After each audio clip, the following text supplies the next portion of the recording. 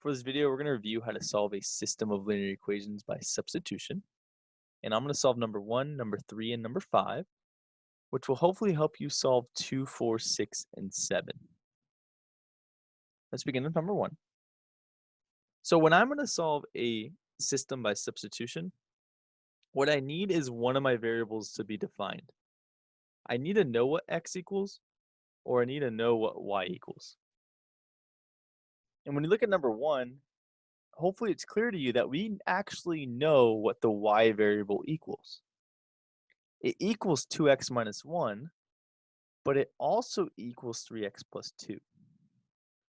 So since y equals two different things, we can set those two things equal to each other. I can take this 2x minus 1 that's in the first equation, and I can plug it in for the y in the second equation, which will give us now 2x minus 1 is equal to 3x plus 2. So I just replace that y on the left side in the second equation with 2x minus 1. I'm now going to use don't call max after midnight to solve for the x. I can't distribute, I can't combine like terms, but I can move the smaller variable. I need to subtract 2x on both sides. And 3x take away 2x gives me 1x. I'm then going to get rid of the positive 2. The opposite of adding 2 is subtract 2. Negative 1 take away 2 gives me negative 3. So we now know that the x is negative 3. What we actually found was a piece of an ordered pair. And this ordered pair is very important. When you're solving a system, what you're actually looking at is where do my lines intersect? This first equation represents a line, and the second equation represents a line. And I want to know where the lines intersect. I want to find that point of intersection. So I now know the x coordinate for that point. And now our job to find the y. Well, to find the y coordinate, you just plug the x coordinate into one of your equations. And you get to pick which one you want to choose. You can pick the top or the bottom one. I'm going to go ahead and pick the top one. So I have y equals 2x minus 1. But now instead of x, I'm going to plug in what we know it equals. It equals negative 3. So I'm now going to have y equals 2 times negative 3 minus 1. And now we do some simple math. 2 times negative 3 gives me negative 6. And negative 6 take away 1 gives me negative 7. So we now found the y coordinate for our point of intersection. So we can now say the solution to the system is negative 3 comma negative 7. This is where our lines intersect. Now let's look at number 3. We're going to up the difficulty a bit. Remember, I said when you do substitution that you want one of your variables defined. If we look at number 3, I don't know what x equals, and I don't know what y equals. So if I was to typically do this problem, I wouldn't even use substitution. I would typically use elimination. But since this assignment wants us to use substitution, we kind of have to do one additional step. So compared to the first problem, this one's going to be a little more work. So our first step is to solve one of our equations for x or y. So you're going to pick, you can choose the top or the bottom. I'm going to go and choose the top one. And now you get to pick again. Do you want to solve for x or do you want to solve for y? I'm going to go ahead and solve for y. So to solve for y, I just mean get rid of, get it by itself. So to get the y by itself, I need to get rid of the positive x. Well, to get rid of the positive x, I subtract it on both sides. So I now get y equals negative x plus 5.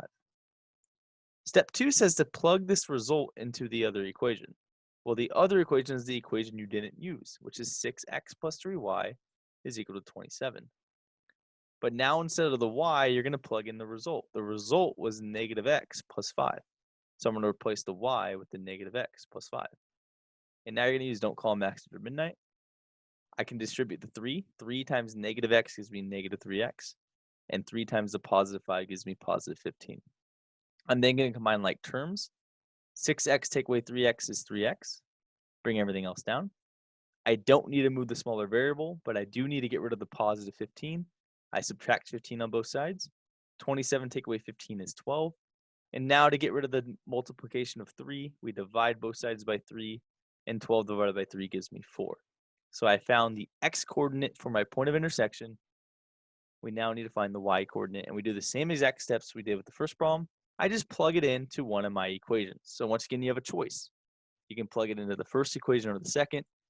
I think the first equation is a lot easier, so I'm going to plug it into the first equation. Instead of x, I'm going to plug in what it equals. It's a 4. And now to get the y by itself, I just subtract 4 on both sides. 5 take away 4 is obviously 1. 4 plus 1 gives me the 5.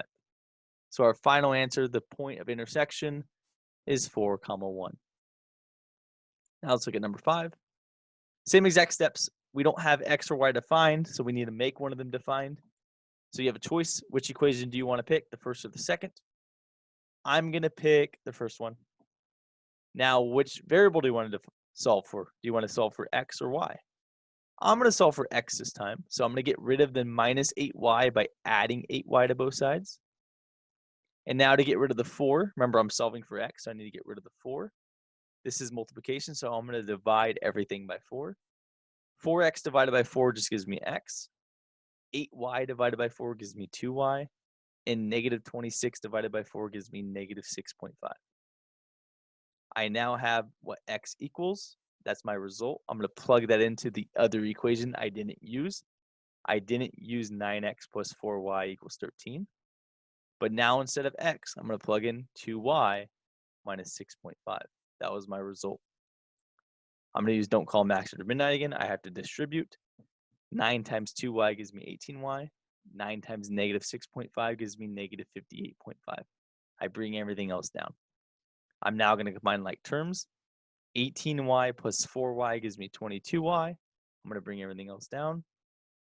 I don't need to move the smaller variable, but I do need to get rid of the negative 58.5 by adding that to both sides. And 13 plus 58.5 is 71.5.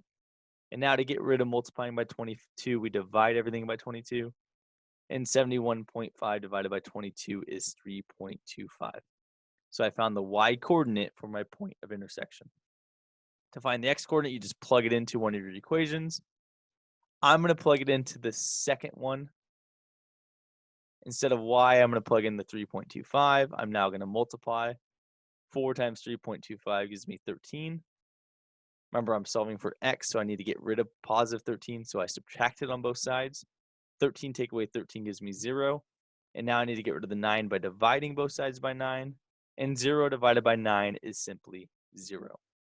So our final answer, our point of intersection for number 5 is 0, 3.25.